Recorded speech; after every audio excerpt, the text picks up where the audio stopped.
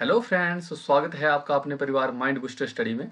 जैसा कि आप सब जानते हैं, हम कंटिन्यू कर रहे हैं अपनी सारथी सीरीज को। और सारथी सीरीज का ये है डे 2। इससे पहले हम कर चुके हैं सारथी सीरीज का डे 1। जिन्होंने वीडियो नहीं देखा है वो वहाँ से देख लें। जो चैनल पे नए हैं उनके लिए मैं बता दूं कि ये जो सीरीज है वो एचपीजीके की सीरीज रहेगी। और ये स्पेशली उन एग्जाम को टारगेट कर रही है जिनमें आपका एचपीजीके पूछा जाता है, चाहे वो आपका क्लास 1 हो, 2 हो या क्लास 3 हो। ठीक है, ये सब एग्जाम के लिए आपकी हेल्प करेगी। और जेबीटी कमीशन होगा, टीजीटी कमीशन होगा, टैट होगा, ठीक है, आपका पटवारी है, और आपका सेक्रेटरी का एग्जाम है, एलाइड है, एचएस है। ये सब एग्जाम के लिए महत्वपूर्ण होने वाली है। हम करेंगे इसमें डिटेल्ड जो क्वेश्चंस हैं आपके, उनको डिटेल्ड डिस्कस करेंगे। ठीक है, और एक बहुत अच्छा एक इनिशिएटिव मैं आपके लिए लेके आया हूँ। ठीक है, सो बढ़ते हैं अपनी सीरीज की ओर। इसमें आज का फर्स्ट क्वेश्चन है, बारू बारू पास इज बिटवीन वारा दर्रा। देखो, इसको बारू या बारा दर्रा बोला जाता है। तो बारा दर्रा किसके बीच में है? Chamba and Pangi, Kinnaur and Garhwal, Sirmaur and Garhwal, और धर्मशाला एंड चंबा। तो इसका जो राइट आंसर रहेगा वो है कांगड़ा चंबा, मतलब आपका धर्मशाला और चंबा। इसकी थोड़ी सी जो एग्जैक्ट लोकेशन है वो मैं आपको बता दूं। इसकी एग्जैक्ट लोकेशन रहेगी आपकी पालमपुर वाली साइड, पालमपुर से चंबा की तरफ की जो साइड है। ठीक है, और एक खूबसूरत ट्रैक भी है इसमें। इस ट्रैक में जो है जून और जुलाई में ट्रैवल किया जाता है, जो बेस्ट टाइम है इसको ट्रैक करने का। और ये 46 किलोमीटर का एक ट्रैक भी है। जो पास आपको पता होना चाहिए कि जो पासिस होते हैं आपके, वो जो आपके माउंटेन्स होते हैं ना, और माउंटेन्स के बीच में से जो रास्ता होता है ना, ठीक है, उसको हम क्या बोलते हैं? पास बोलते हैं। या माउंटेन्स को चीरता हुआ जो बीच में से एक रास्ता होता है, जो उसको पार करने के लिए एक रास्ता होता है, उसको हम क्या बोलते हैं? पास या ला बोलते हैं उसको। ठीक है, तो ये इस प्रकार का एक रास्ता है और 46 किलोमीटर का रास्ता है। इसको अगर ट्रैक करना है तो ये जून और जुलाई की टाइम में जो इसको बेस्ट ट्रैक किया जा सकता है। ठीक है, अब हम थोड़ा सा जान लेते हैं कि और कौन कौन से ऐसे दर्रे हैं, पासिस हैं, जो कि चंबा और कांगड़ा को कनेक्ट करते हैं। तो इसमें एक आपका आएगा भीम गसूतड़ी। क्या नाम आएगा? भीम गसूतड़ी दर्रा। ठीक है, दूसरा आपका आएगा इंद्रहार। याद रखना है आपने इसको, इंद्रहार। ठीक है, और जलसू। फिर आएगा तलांग पास। देखो, एचपी पुलिस का जो एग्जाम हुआ था उसमें आपसे पूछा गया था कि ये तलांग पास के बारे में पूछा गया था। ठीक है, तो ये तलांग पास कहाँ है? ये है आपका कांगड़ा और चंबा को कनेक्ट करता है। कुछ बुक्स में इसको किन्नौर और गढ़वाल भी बताया गया है। ठीक है, तो इसका थोड़ा सा मिसलेनियस जो आंसर आपको मिल रहा है, but as per my best knowledge इसको जो है कांगड़ा और चंबा के बीच में देखा गया है। ठीक है, सो थोड़ा सा और बता देता हूँ आपको कि चंबा और पांगी को कौन कनेक्ट करता है। ये है दराटी पास। आपका कौन सा है? दराटी पास। और किन्नौर और गढ़वाल की अगर हम बात करें तो यहाँ पे एक फेमस पास आता है, बुरुआ पास। बुरुआ पास। और इस पास की जो हाइट है वो समटाइम आपसे पूछी जाती है। तो इस पास की जो आपकी हाइट रहेगी वो आपकी रहेगी 4578 मीटर। ठीक है, और अगर द्राटी पास की हाइट आपसे पूछी जाती है तो आपकी रहेगी 4720 मीटर। ठीक है, तो समटाइम आपसे हाइट भी पूछी जाती है। और ये जो तलांग पास है इसकी जो हाइट है ये आपकी रहेगी 4667 मीटर। ठीक है, सो बढ़ते हैं हम अपने नेक्स्ट क्वेश्चन की ओर। मुझे उम्मीद है कि आपको चीज़ें इसमें अच्छी लगी होंगी, और इसी प्रकार से हम डिटेल्ड डिस्कशन से करते जाएंगे। आप मेरे को बताएंगे कि जो जलोड़ी पास है वो किस किस को कनेक्ट करता है। सिंपल क्वेश्चन आपसे कर रहा हूँ। देखो, जो चीज़ें हैं वो कभी भी यूनिलेटरल नहीं चलेंगी। अगर आपने एचपीजी के अच्छे से करना है तो हम करेंगे इसको बायलेटरल। कुछ मैं करूंगा और कुछ आप करके चलेंगे साथ में। ठीक है, तो ये वाला फॉर्मूला हम साथ में इसको लेके चलेंगे। सो नेक्स्ट क्वेश्चन है आपका, वेयर इज लोकेटेड बड़ा सिगड़ी सिगड़ी द लार्जेस्ट ग्लेशियर। सबसे बड़ा ग्लेशियर बड़ा सिगड़ी कहाँ स्थित है? तो ऑप्शन है इसके किन्नौर, लाहौल, चंबा, शिमला। इसका जो राइट आंसर रहेगा वो रहेगा स्टूडेंट्स लाहौल। लाहौल स्पीति डिस्ट्रिक्ट में ये लोकेटेड है। और ये जो ग्लेशियर है ये लॉन्गेस्ट ग्लेशियर ऑफ हिमाचल प्रदेश है। आपको इसका पता होना चाहिए कि ये लॉन्गेस्ट ग्लेशियर है। तो समटाइम इसकी जो है ना आपसे लंबाई भी पूछी जाती है एग्जाम में। तो इसकी जो लंबाई है 27.7 किलोमीटर। ठीक है, समटाइम ये 25 किलोमीटर भी आपको किसी बुक्स में मिलेगी, पर जो बेस्ट है इसके बारे में गवर्नमेंट ऑफिशियल जो मैंने डॉक्यूमेंट से इसकी लेंथ पता की है वो है 27.7 किलोमीटर। और समटाइम इसका एरिया भी पूछा जाता है कि कितने एरिया में फैला हुआ है। ठीक है, तो ये आपका एरिया है 126.45 किलोमीटर स्क्वायर। देखो, ये जो मैं आपको क्वेश्चन करवा रहा हूँ ये पहले के प्रीवियस ईयर के क्वेश्चन है। और ये जो मैं आज आपको क्वेश्चन लेके आया हूँ इसमें बहुत से क्वेश्चन जो है नायब तहसीलदार के एग्जाम में पूछे गए थे 2017 में। मैक्सिमम क्वेश्चन आपको वहां से इसमें देखने को मिलेंगे। ठीक है, सो ये आपको मैंने बता दिया इसके बारे में। और ये जो ग्लेशियर है, आपको पता है कि जो ग्लेशियर्स हैं वो क्या करते हैं, रिवर्स को फेड अप करते हैं। तो ये जो बड़ा सिगड़ी ग्लेशियर है आपका, ये चंद्रा रिवर को फीड अप करता है। अगर आपसे पूछा जाए कौन सी रिवर को करता है, चंद्रा रिवर को पानी देता है। ठीक है, और बरस भर साल भर ये आपको उसमें पानी देता हुआ मिलेगा। ठीक है, तो ये था आपका इसके बारे में। बढ़ते हैं हम नेक्स्ट क्वेश्चन की ओर। मुझे उम्मीद है कि आपको चीजें समझ आई होंगी। ठीक है, नेक्स्ट हमारा क्वेश्चन है, when is the Panch Bhisham fair celebrated at Dera Baba Rudru in Una district. Una जिला के डेरा बाबा रुद्रू में पंच भीषम मेला कब मनाया जाता है। देखो ये ट्रेंड चल रहा है बीपीएससी का। पहले तो ये पूछा जाता था कि जो मेले हैं वो कहाँ लगाए जाते हैं। ठीक है, अब एक नया ट्रेंड है कि उसकी आपसे इस प्रकार से या तो जो महीनों के नाम है वो पूछे जाते हैं, या कोई विशेष तिथि है वो पूछी जा रही है। ठीक है, या फिर ये भी पूछ लिया जाता है कि उसके पीछे की स्टोरी क्या थी। ठीक है, तो इस मेले के बारे में अगर हम बात करें तो इसका राइट आंसर रहेगा कार्तिक पूर्णिमा। कार्तिक पूर्णिमा के दिन जो है ये मेला आपका लगाया जाता है। ठीक है, और ये आपका ऊना में लगाया जाता है। इसके पीछे की मैं थोड़ी सी हिस्ट्री आपको बता दूं कि ये जो मेला है ये 150 साल जो है पुराना मेला है। ठीक है, वैसा माना जाता है कि इसको जो है लगभग 1860 में ईस्वी में शुरू किया गया था। और जब इस मेले को शुरू किया गया तो हुआ क्या था कि वहाँ पे 5 साधुओं ने, 5 महात्माओं ने क्या किया था, समाधि ले ली थी। एक जो ये टेम्पल है वहाँ पे। ठीक है, बाद में इन जो समाधि वाले पॉइंट्स हैं इन पे पीपल के वृक्ष उग गए। ठीक है, क्या उग गए, पीपल के वृक्ष उग गए यहाँ पे। और एक पंच पीपल के वृक्षों के नाम से भी है फेमस है। ठीक है, तो बाद में लोग ये मानने लगे, लोगों की मान्यता हुई कि यदि किसी को कोई सांप डस लेता है तो इन 5 पीपल के वृक्षों की परिक्रमा करने से उस सर्प दंश को क्या है, खत्म किया जा सकता है, या उसका इलाज हो जाता है ऑटोमेटिकली। ठीक है, तो यदि किसी को कोई सांप काटता है तो उसकी इस 5 पीपलों की जो फेरी है वो उसको करवाई जाती है। तो ये वहाँ की मान्यता है। और ये जो आपका, अगर आपसे ऐसे पूछेगा कि डेरा बाबा रुद्र कहाँ स्थित है तो आपको ऊना करना है। पंचविषम फेस्टिवल के बारे में पूछेगा तो कार्तिक पूर्णिमा के दिन जो है ये मेला जो है आपको देखने को मिलता है। ठीक है, सो ये था आपका क्वेश्चन। आई होप आपको चीजें अच्छे से समझ आई होंगी। देखिए इस क्वेश्चन से रिलेटेड मैंने आपको पिछली वीडियो में बिल्कुल डिटेल्ड हमने डिस्कस किया था कि लोकायुक्त क्या होता है। ठीक है, क्वेश्चन तो यह है कि लोकायुक्त बिल कब इंट्रोड्यूस किया गया था हिमाचल प्रदेश जो स्टेट लेजिस्लेटिव असेंबली है।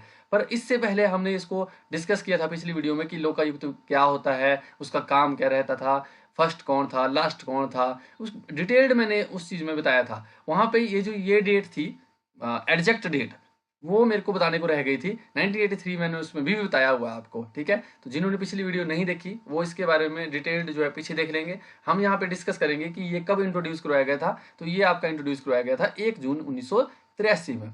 ठीक है, यहाँ से ये फोर्स में आया था, केम इनटू फोर्स, मतलब अगर आपसे पूछते हैं तो 1 जून 1983। और वैसे इसमें ये भी बताया गया है कि इसको जो इंट्रोड्यूस करवाया गया था वो अगस्त में करवाया गया था। ठीक है, तो आपने उस चीज को भी याद रखना है कि 17 अगस्त 1983 में इसको इंट्रोड्यूस करवाया गया था और रेट्रोस्पेक्टिव इफेक्ट से इसको पीछे से लागू किया गया था। जो आपके पहले लोकायुक्त थे वो कौन थे, टीवीआर टाटाचारी, टीवीआर टाटाचारी। ठीक है, और जो अभी आपके करंट में लोकायुक्त हैं वो कौन है, जस्टिस भूषण चंद्र बारोवालिया। कौन है, बारोवालिया।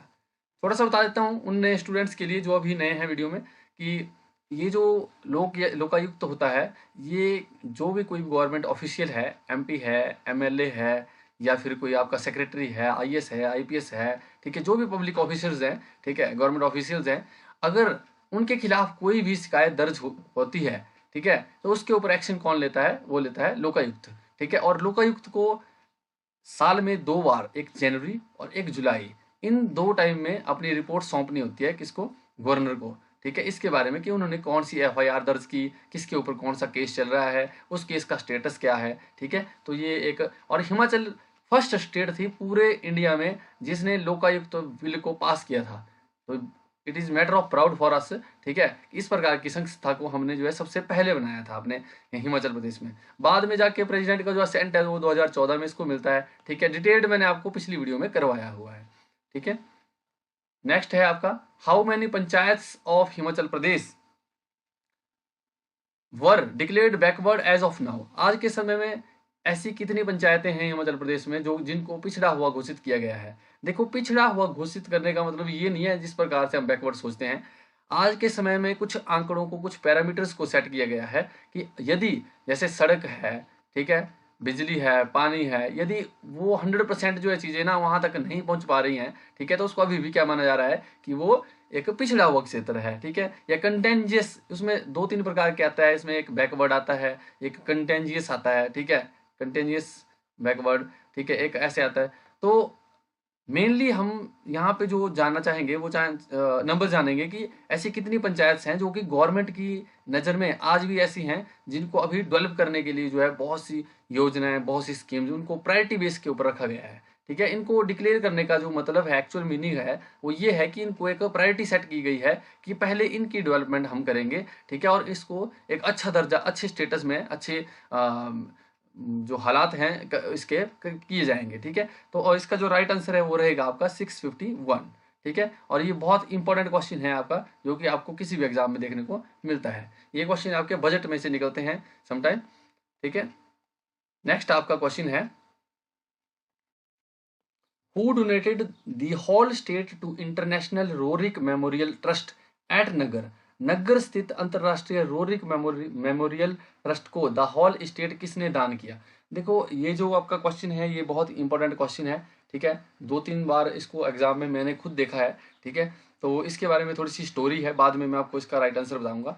स्टोरी ये है कि एक रशियन फैमिली थी, ठीक है, जो रोरिक फैमिली जिसको हम बोलते हैं, जिसका संबंध बहुत रहा है हिमाचल के साथ और इंडिया के साथ, ठीक है।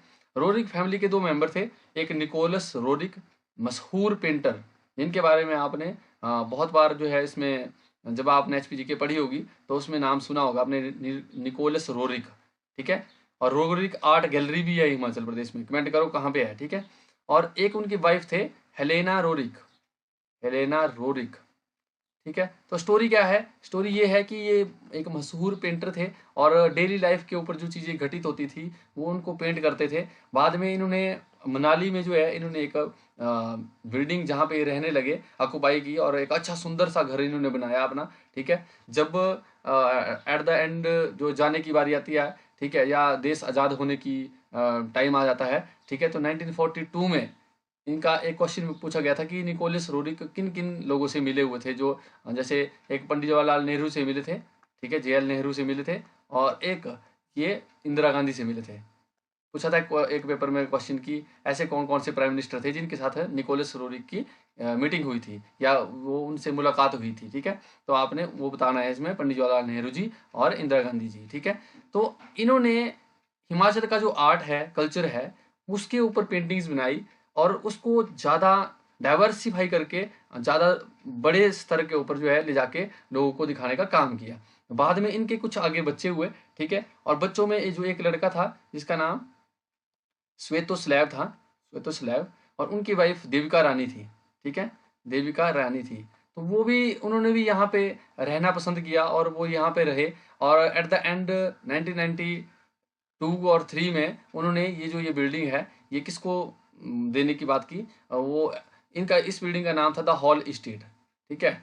तो इन्होंने इसको इंटरनेशनल रोरिक मेमोरियल ट्रस्ट को देने का वादा किया और उसको दिया, और बाद में ये एक इंटरनेशनल रोरिक मेमोरियल ट्रस्ट जो है स्थापित किया गया। ये इंडिया और रसिया दोनों की गवर्नमेंट इसके ऊपर जो है काम करती हैं, ठीक है। और इंडिया और रसिया की जो आपसी जो फ्रेंडशिप है वो भी इस ट्रस्ट से जो है मजबूत होती है, ठीक है। दोनों के बीच में एक रिलेशन एस्टाब्लिश होता है, दोनों कंट्रीज के बीच में एक अच्छा रिलेशन एस्टाब्लिश होता है। वैसे तो आपको पता ही है कि जो हमारी इंडिया है और रसिया है उनके आपस में जो संबंध है वो बहुत ही अच्छे हैं, परंतु इस प्रकार के जो छोटी छोटी चीज़ें हैं उनसे भी हमारे जो रिलेशन है वो बहुत अच्छे बन जाते हैं, ठीक है। तो इन्होंने क्या किया था, हिमाचल के कल्चर के ऊपर पेंटिंग्स बनाने का काम किया था और ये मशहूर पेंटर थे। बाद में इनकी ही बिल्डिंग को क्या कर दिया गया, इसको इंटरनेशनल रोरिक मेमोरियल ट्रस्ट बना दिया गया, और इसमें जो इनकी जितनी भी दान संपत्ति थी वो सारी इसमें डाल दी गई, ठीक है।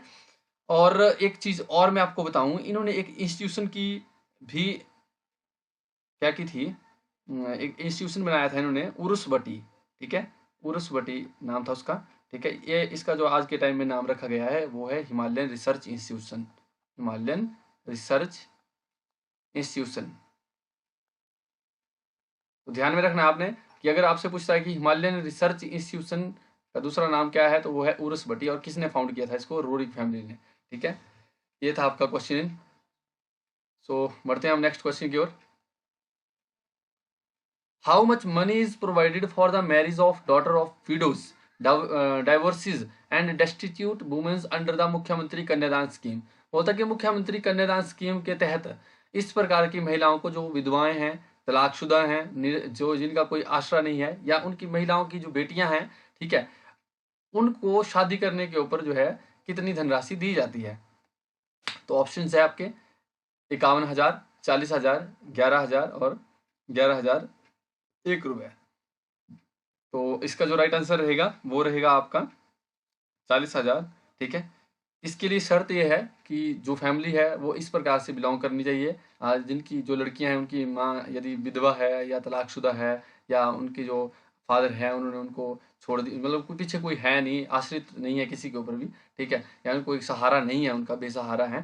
ठीक है, और उनकी जो एनुअल इनकम है वो 35,000 से कम होनी चाहिए, 35,000 से कम। ठीक है, और वो बीपीएल फैमिली से संबंध रखती हों या ईडब्ल्यूएस में आती हों। ठीक है, ठीक है, तो ये कुछ एलिजिबिलिटी क्राइटेरियाज हैं इस योजना के लिए, इसका लाभ उठाने के लिए। ठीक है, और इसमें आपको जो मैंने आपको बताया कि यदि इस प्रकार की कोई भी महिलाएं हैं, उनके घर में किसी बेटी की शादी होती है, तो मुख्यमंत्री कन्यादान योजना के तहत उसको 40,000 रुपए का अनुदान दिया जाता है। ठीक है, यदि आपके आसपास कोई इस प्रकार की महिला है और उसकी बेटी की शादी होती है, तो आप इस प्रकार की योजनाएं उन तक पहुंचा के उनको इस प्रकार का बेनिफिट्स दिलवा सकते हो। अमूमन देखा जाता है कि जो हमारी सोसाइटी है उसमें कुछ लोग जो अप टू द मार्क नहीं पढ़ पाए, या जो इन चीज़ों को नहीं जानते, स्कीम्स को नहीं जानते, वो इन चीज़ों से वंचित रह जाते हैं। तो आप अगर एक अच्छे वेल लिटरेट हैं, ठीक है, तो आपका भी ये फर्ज बनता है अपनी सोसाइटी के लिए कंट्रीब्यूट करने का, कि आप इन चीज़ों को अपने समाज तक पहुंचाएं। ठीक है, यदि आप एक सपना रखते हैं एक अच्छा गवर्नमेंट ऑफिशियल बनने का, ठीक है, आप सभी गवर्नमेंट एग्जाम की तैयारी कर रहे हैं, तो उसके साथ साथ आपका इतना फर्ज भी बनता है कि आप इस चीज़ें, ऐसी जो चीज़ें हैं वो अपने समाज के लिए करें।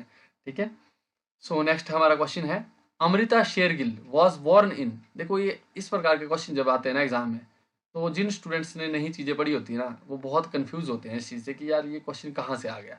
ठीक है, तो अमृता शेरगिल जो है, इनका संबंध था हमारे हंगरी से, हंगरी में पैदा हुए थे, हंगरी की जो कैपिटल है वो है बुडापेस्ट। ठीक है, और हिमाचल से इनका काफ़ी संबंध रहा हुआ है, क्योंकि जब ये 9 साल के थे तब ये हिमाचल प्रदेश समर हिल में आ गए थे। ठीक है, शिमला में। और उसके बाद इनकी जो जिज्ञासा थी वो पेंट में थी। बाद में उनको एक गुरु मिलते हैं, वो उनको पेंटिंग में ज़्यादा एनहांस कराते हैं, उसका कोर्स कराते हैं, और अच्छे तरीके से उनके स्किल को पहचानते हैं वो। ठीक है, और उसको डेवलप करते हैं। बाद में ये बहुत बड़ी पेंटर बनती हैं, मशहूर पेंटर बनती हैं। ठीक है, और हिमाचल में इन्होंने बहुत सी पेंटिंग जो है, फेमस पेंटिंगें बनाई, और एक इनकी जो फेमस पेंटिंग है वो है यंग गर्ल्स। ठीक है, यंग गर्ल्स इनकी पेंटिंग है, जो कि पूछी भी जाती है एग्जाम में कि किसकी पेमेंट है, सॉरी पेंटिंग है, पेमेंट नहीं। और दूसरी इनकी है ब्राइडल टॉयलेट, ब्राइडल टॉयलेट। ठीक है, एक और पेंटिंग इनकी थी शायद ब्रह्मचारिणी, मैं कंफर्म कर लूंगा इसको, वैसे आप भी कंफर्म, ब्रह्मचारिणी। ठीक है, तो ये इस प्रकार की इनकी कुछ मशहूर पेंटिंग्स है। हिमाचल प्रदेश में इन्होंने जो यहाँ का कल्चर है उसके ऊपर पेंटिंग्स बनाई, जो कि आज भी आपको म्यूजियम्स में देखने को मिलेंगी। ठीक है, या आर्ट गैलरीज में देखने को मिल सकती हैं। ठीक है, तो इनका अगर आपसे पूछा जाता है कि कहाँ से, किस कंट्री से इनका संबंध था, तो वो था बुडापेस्ट और हंगरी। ठीक है, उम्मीद है आपको चीज़ें अच्छे से समझ आ रही होंगी और आपको फायदा मिल रहा होगा इस सीरीज का। Which Indian got the Nobel prize in medicine in 1968? ये क्वेश्चन ना आपको वही नायब तहसीलदार के एग्जाम में आया हुआ था। ठीक है, और जब 2017 में जो है कमीशन इतना पुराना क्वेश्चन पूछ सकता है, तो होप है कि कहीं दोबारा ना पूछ ले। ठीक है, क्योंकि ऐसा होता है कि कुछ चीज़ें इतनी वेटेज रखती हैं कि वो बार बार पूछी जाती हैं। ठीक है, तो इसका जो ऑप्शंस हैं वो हैं सीवी रमन, सी चंद्रशेखर, हरविंद खुराना और नन ऑफ द अबव। ये था। वैसे जो हरविंद खुराना जी थे ये इंडियन नहीं थे, ये अमेरिकन इंडियन थे। ठीक है, अमेरिका में रहते थे और इंडियन इनकी ओरिजिन थी, तो इनको अमेरिकन इंडियन बोलते थे। ठीक है, और इनके साथ साथ 2 लोग और भी थे जिनके साथ इनको ये पुरस्कार मिला था, और ये मिला था इनको फिजियोलॉजी और मेडिसिन में। ठीक है, तो ये किसको मिला था? हरविंद खुराना। आप मेरे को कमेंट में बताएंगे कि जो हरविंद खुराना है, ठीक है, इन्होंने कौन सा बड़ा आविष्कार किया है। देखो ये फेमस है एक चीज़ के लिए। ठीक है, अरविंद खुराना की डिस्कवरी बताएंगे आप मेरे को, या ये किस चीज के लिए जो है फेमस है। Who was the first women minister of India, Bharat की पहली महिला मंत्री कौन थी, जो बीइंग ए महिला जो है मंत्री बनी थी, ठीक है। तो राजकुमारी अमृत कौर, सुचेता कृपलानी, विजय लक्ष्मी पंडित, इंदिरा गांधी। इसका जो राइट आंसर रहेगा वो रहेगा आपका राजकुमारी अमृत कौर। और अमृत कौर के बारे में अगर मैं आपको थोड़ा सा बताऊं तो ये बहुत गरीब परिवार में पैदा हुई थी, ठीक है।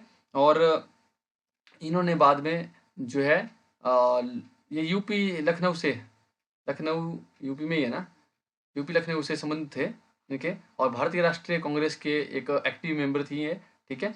और 1947 से लेके जो है 57 तक जो है इन्होंने देश के लिए जो है ना बीइंग ए हेल्थ मिनिस्टर के रूप में 10 साल जो है इन्होंने सेवाएं दी थी अपनी, ठीक है। तो एक लेडी होके और एक इतने बड़े स्तर के ऊपर सेवाएं देना उस समय के लिए बहुत बड़ी बात थी, ठीक है। आज तो बहुत सी महिलाएं हैं जो पार्टिसिपेट कर रही हैं, और वुमेन्स का जो रोल है आज की, चाहे वो डेमोक्रेसी है, चाहे वो लेबर फोर्स है, कहीं पे भी एयर फोर्स है, ठीक है, आर्मी है, हर जगह वुमेन्स का जो रोल है वो बहुत ही सराहनीय माना जा रहा है इंडिया में। और उनका जो योगदान है, जो कंट्रीब्यूशन है जिस लेवल का, वो बहुत अच्छा है, ठीक है। परंतु उस समय में जब वुमेन्स, एक समय ये भी था कि वुमेन्स पर्दे में रहती थी, तो उस समय को देखते हुए उनका इनका रोल जो है बहुत ज़्यादा बन जाता है, ठीक है।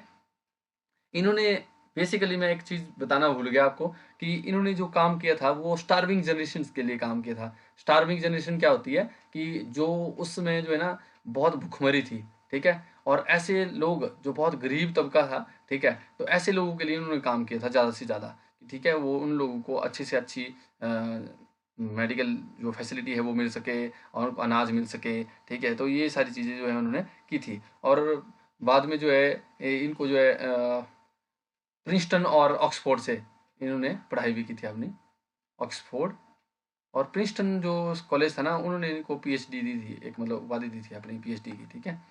तो इस प्रकार से कुछ इनके बारे में इंट्रोडक्शन थी, क्योंकि जब हम किसी चीज़ की इंट्रोडक्शन पढ़ लेते हैं ना तो कहीं ना कहीं हमारे दिमाग में चीज़ें रह जाती हैं। अगर मैं सीधा आपको एक नाम लेके बोल दूंगा तो कहीं ना कहीं आपसे, आपके दिमाग से भी चीज़ें स्किप हो जाएंगी, ठीक है। तो थोड़ा बहुत जो स्टोरी है उसको कनेक्ट करना होता है हमने, और वैसी चीज़ें याद रहती हैं, ठीक है, और वैसे ही आपका एग्ज़ाम निकल जाता है। जब आपके एग्ज़ाम में ऐसी चीज़ें आती है तो आप उसमें जो है कन्फ्यूज़ नहीं होते हैं। Who brought the idol of Raghunath ji to Kullu from Ayodhya in 1651? तो दामोदर दास, राजा जगत सिंह, विष्णु शर्मा और कुशल चंद। तो इसका जो राइट आंसर रहेगा वो रहेगा राजा जगत सिंह। पूछ रहा है कि 1651 में अयोध्या से रघुनाथ जी की जो मूर्ति थी वो कुल्लू कौन लेके आया था सबसे पहली बार। हुआ ऐसा कि जो राजा जगत सिंह जी थे, ठीक है, ये कुल्लू के एक बहुत बड़े महान शासक हुए, और इन्होंने, इनका जो रूल टाइम था वो था 1637 से 1672 के बीच में, ठीक है। ये वही राजा हैं जिनको औरंगजेब ने,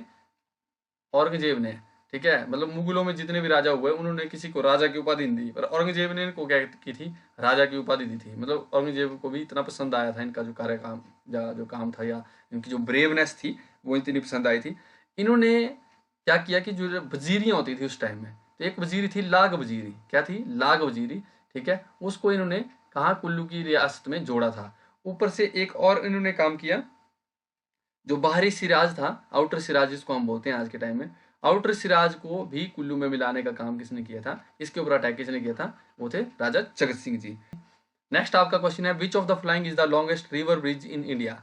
निम्न में से कौन सा भारत का सबसे लंबा नदी पुल है? ठीक है, धौला सदिया, गोदावरी सेतु, महात्मा गांधी सेतु पटना, और जवाहरलाल नेहरू सेतु चेन्नई। तो जो आपका धौला सदिया ब्रिज है ये आपका रहेगा सबसे लंबा ब्रिज, ठीक है, और इसकी जो लंबाई है वो रहेगी आपकी 9.15 किलोमीटर। अब हम बात कर लेते हैं ये कहाँ पे है। ये जोड़ता है असम को किससे, अरुणाचल प्रदेश से। और असम में कौन सा एरिया है, वो है धौला, और वहां पे अरुणाचल प्रदेश में कौन सा है, सदिया। तो इसका नाम क्या है, धौला सदिया ब्रिज। इसको एक और नाम से भी हम पुकारते हैं, वो है भूपेन हजारिका ब्रिज, भूपेन हजारिका ब्रिज, ठीक है।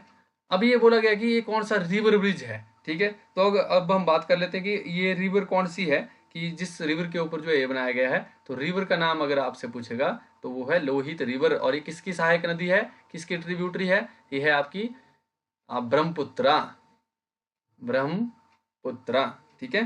तो आई होप आपको चीजें समझ आई होंगी। अब आप मेरे को कमेंट में बताएंगे कि इससे छोटा जो पुल है इंडिया में, ठीक है, रिवर ब्रिज है वो कौन सा है, ठीक है, और उसकी लंबाई कितनी है, ठीक है। कमेंट में आपने बताते चलना है मेरे को। थोड़ा सा आपसे भी रूबरू हो जाता हूँ इस प्रकार से। जब आप कमेंट करते हैं तो आपके कमेंट से पता लगता है कि आप कितनी सीरियस मोड में तैयारी कर रहे हैं, ठीक है। और मुझे सीरियस एक्सपीरियंस की ज़रूरत है। ऐसे फालतू में जो चीज़ें हैं वो मैं ना करता हूँ ना मैं पढ़ाता हूँ ऐसे इस प्रकार से, ठीक है। मैं खुद भी सीरियस होकर पढ़ाता हूँ और यही चाहता हूँ कि आप भी सीरियस होकर पढ़ें, ठीक है। बाकी आपकी कोई भी अगर क्वेरी है तो आप कमेंट में ज़रूर लिखें, ठीक है। किसी भी टॉपिक के ऊपर आपको वीडियो चाहिए वो भी आप कमेंट में लिखें, ठीक है। बाकी आपसे अगर आप कोई भी चीज़ें पूछना चाहते हैं तो आप हमारी जो ज्वाइन का बटन होता है एक यूट्यूब में, ठीक है, वहाँ से आप हमारी गोल्ड मेंबरशिप ले सकते हैं, ठीक है। और क्योंकि देखो जो आपकी एक चीज़ें हैं ना वो तभी चलेंगी जब आप भी सपोर्ट करेंगे, ठीक है। तो अगर आप मेंबरशिप लेंगे तो डायरेक्टली आप हमसे क्वेश्चन आंसर अपने थ्रू व्हाट्सएप जो है पूछ सकते हैं, ठीक है। आपकी चीज़ों को प्रायोरिटी दी जाती है और आप जो भी पूछते हैं, जो भी आपकी क्वेरीज होती हैं उनको रिजॉल्व किया जाता है, ठीक है।